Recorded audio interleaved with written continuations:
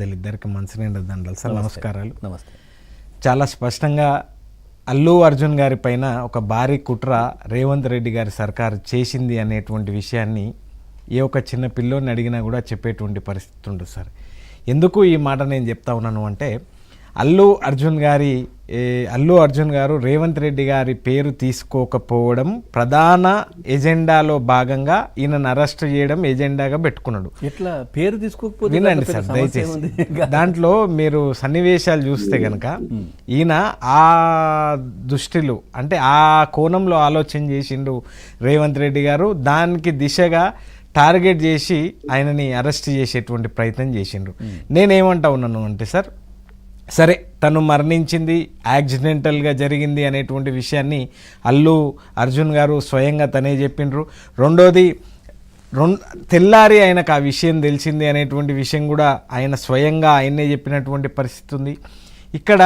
కానీ ఆయన చెప్పారు కానీ మీకు తెలియదు కాదు. 9 నిమిషాల నిడివి గల వీడియో మీరు చూస్తున్నారు కదా. Exactly sir. అక్కడికి వెళ్ళి సిపి గారు వెళ్ళి బయటకు తీసుకొస్తున్నారు కదా. రాకపోతే మేము అరెస్ట్ చేయాల్సి ఉంటుంది, బయట ఒక ప్రాణం పోయింది అని అప్పుడే థియేటర్లో చెప్తున్నారు కదా. లేదు సార్, అయితే నేను అల్లు అర్జున్ గారికి మద్దతుగానో లేకుంటే ఆయన అభిమానిగానో నేను మాట్లాడతలేను. నేను ప్యూర్గా జరిగినటువంటి వాస్తవం ఏంది అనేటువంటి విషయాన్ని మనం పరిశీలించినటువంటి క్రమంలో తప్పకుండా ఒక మానవత్వంతో తను కూడా మానవత్వాన్ని ప్రదర్శించి తను ఎందుకు పోలేకపోయిండు అనేటువంటి విషయాన్ని కూడా తను చెప్పిండు. తన పైన కేసు ఉంది, తర్వాత చట్టపరంగా నేను రాకూడదు అనేటువంటి విషయాన్ని చెప్పిండు. సరే, ఆ తర్వాత ఆ కుటుంబాన్ని ఆదుకున్నాడు. స్వయంగా చనిపోయినటువంటి భర్త మాకు అన్ని రకాలుగా అల్లు అర్జున్ గారి వారి నుంచి మాకు అందినయి అనేటువంటి విషయాన్ని కూడా, మాకు వైద్య ఖర్చులకు లేదు అనుకుంటే ప్రభుత్వ పరంగా లేకుంటే ఆయన నుంచి కూడా మాకు సహాయం అందింది.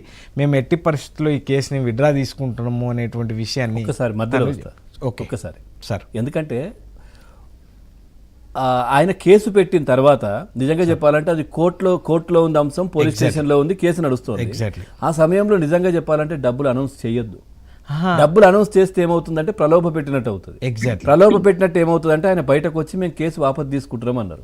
ఇది ఎట్లా చట్ట ప్రకారం కరెక్టేనా? ఇది చట్టాల పైన గౌరవం మామూలు అడుగుతున్నాను, కరెక్టేనా చట్టపరంగా? అంటే సార్, వాస్తవానికి డబ్బులు ప్రలోభ పెడతాయి అనేటువంటి విషయాన్ని ఆ కోణంలో చూస్తారు. కానీ నేను అనేటువంటి విషయం ఏంటి అంటే, నిజంగా నిండు ప్రాణం అయితే పోయింది.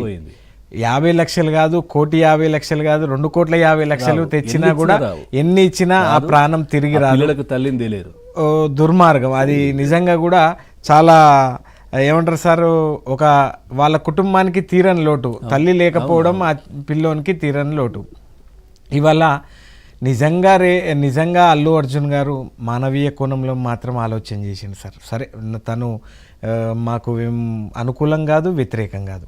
తను మాకు అనుకూలం కాదు, మా పార్టీకి తను మాకు వ్యతిరేకము కాదు. ఎవరు? అల్లు అర్జున్ గారు మాకు అనుకూలమైనటువంటి వ్యక్తి కాదు, వ్యతిరేకమైనటువంటి వ్యక్తి కాదు. లేదు సార్, రాజకీయం చేయాల్సినటువంటి నిజంగా మీకు అది ఉంటే చాలా ఉన్నాయి సార్. బాధిత కుటుంబం దగ్గరికి కేటీఆర్ గారు వెళ్ళొచ్చు కదా. తప్పకుండా. నేను ఇన్సిడెంట్ జరిగిన తర్వాత అల్లు అర్జున్ అరెస్ట్